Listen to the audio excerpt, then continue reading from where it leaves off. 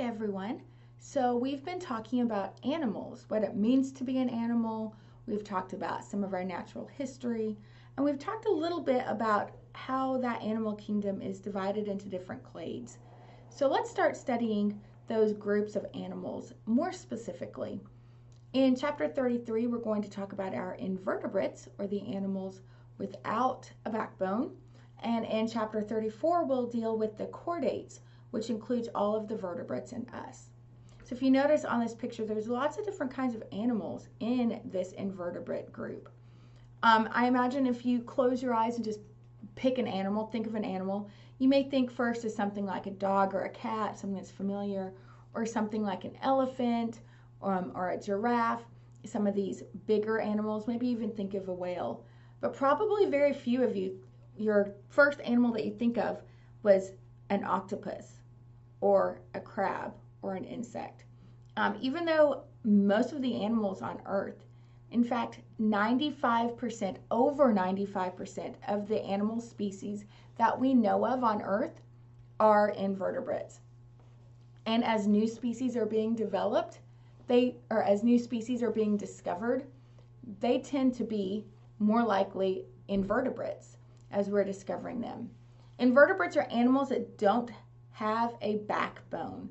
So if you feel on your back, your neck, you have little bumps running down the middle of your back. You have a backbone.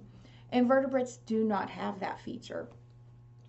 However, they're still able to thrive in a lot of different environments. They occupy almost every habitat on Earth. You can see invertebrates in the air when you see a bee or a butterfly or a mosquito flying. You can see them in the water when you see this porifera, this sponge, or this jelly, a cnidarian, this comb jelly, a ctenophore. You can see them on land when you see worms crawling across the dirt, or when you see a crawdad or a crab scuttling across the ground. They're almost every habitat on Earth. Warm locations, cold locations, wet locations, dry locations. Invertebrates of some sort may live there. They are morphologically diverse. That word morphologically, again, that is meaning shape. So make sure we're comfortable with that. Morphologically diverse, meaning lots of different, divergent different shapes. So you can see even here, this placozoan, this took a microscope to look at. That's what this LM means. It took a light microscope. They are microscopic compared to some that are 18 meters long. There are squid that are 18 meters long. That is larger than the room where I am currently sitting in, maybe larger than the room where you are sitting in, to have a squid sprawled out there. We go everything from worms to butterflies to lobsters and crustaceans and octopi in this group. So lots of different shapes, lots of different places, going from our porifera, our cnidaria, lophotrichozoans, ecdysozoans, and deuterostomes, except for the vertebrates. Our vertebrates come in here. So all sorts of animals here that are invertebrates. Huge different adaptations we're going to study through them. So here's some examples. A spiny-headed worm in Acanthocephala, a marine worm in Priapulida, ribbon worms in Nemertea. Look at how many worms we have. Comb jellies in Ctenophora. These are really like beautifully iridescent here. Tardigrades, you may have heard of little water bears. This is taking a microscope to see it. So these are some microscopic ones. Onychophora are velvet worms. Loriciferans, these are again microscopic. This LM is referring to a light microscope to see it. And Cycliophora. So these are kind of interesting too, because these are only species that live on lobsters' mouth parts. Like you don't see these species living anywhere else except for those lobster mouth parts.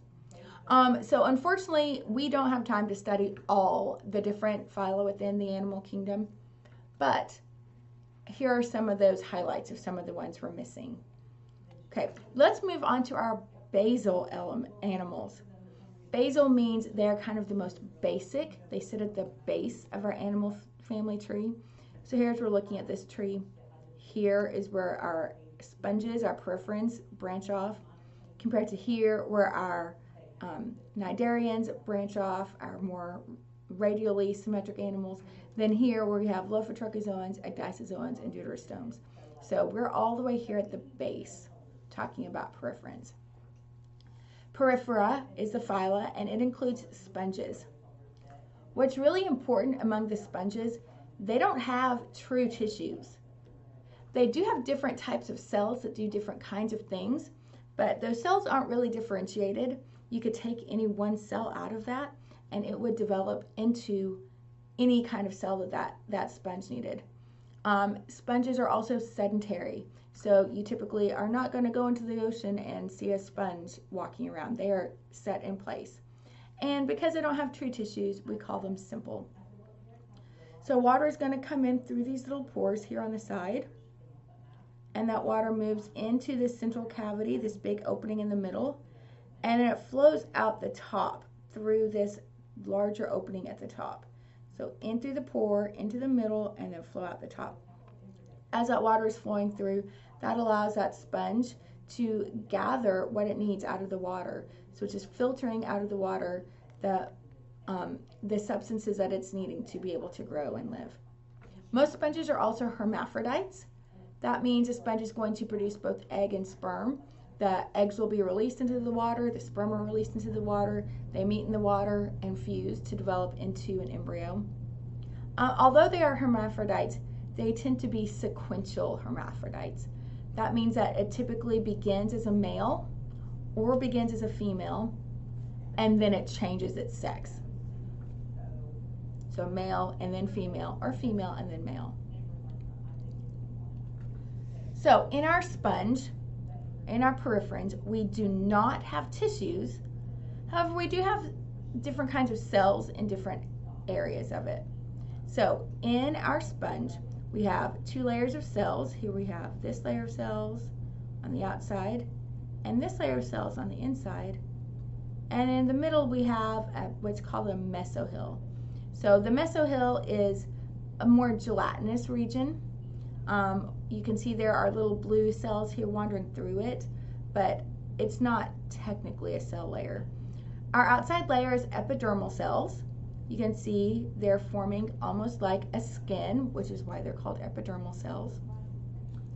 On the inside, you see cells like this, choanocytes. And those choanocytes are going to take the water. They are flagellated. You see this flagella that's going to beat around, keep the water moving. And as water is moving through it, they're going to do something called phagocytosis. So they are going to just make these little blobs that surround this food source and take that food into their cell, engulf it as a food source. So this phagocytosis of their choanocytes allows them to get their nutrients that they need. And then these little cells wandering through the middle here, these little blue cells, those are amoebocytes. And amoebocytes have a lot of important different jobs that they're doing. As they're wandering around, they're taking nutrients, they're taking things to different parts of the cell, to different parts of that sponge to help it develop. They also are producing some skeletal fibers. So they can make particles called spicules. They don't have a bony skeleton like we do, but they do have this mineralized particle called a spicule. Your amoeboid cells can also digest food particles that's filtering out of the water as it passes through and transfer it to the sponge. As water is moving through, that current is being drawn through the movement of these choanocytes. So their flagella are beating around, creating this water current. It pulls water in through these pores. So these little purple circles are the pores. Water is coming in. It's coming into this central cavity of the cell, of the sponge. Sorry, it's coming into the central cavity of the sponge. And then it comes out through this area. This is called the osculum. This large opening at its superior end, at its top end, that's the osculum where water is coming out. And as water is coming through, that is allowing it to be phagocytosed by our choanocytes. It allows it to come in contact with amoeboid cells that can filter and digest food particles. Okay, so you should be able to describe how sponges feed. That's one of those important concepts. that as we define animals by our need to eat, not the ability to do photosynthesis like a plant. So how do sponges feed? Why are they called animals? Why aren't they called plants, even though they're sitting there? Okay, so I will see you back. We are going to move on to talk about cnidarians in the next video, and then we'll move through all of these different phyla of animals. Okay, I'll see you later. Bye.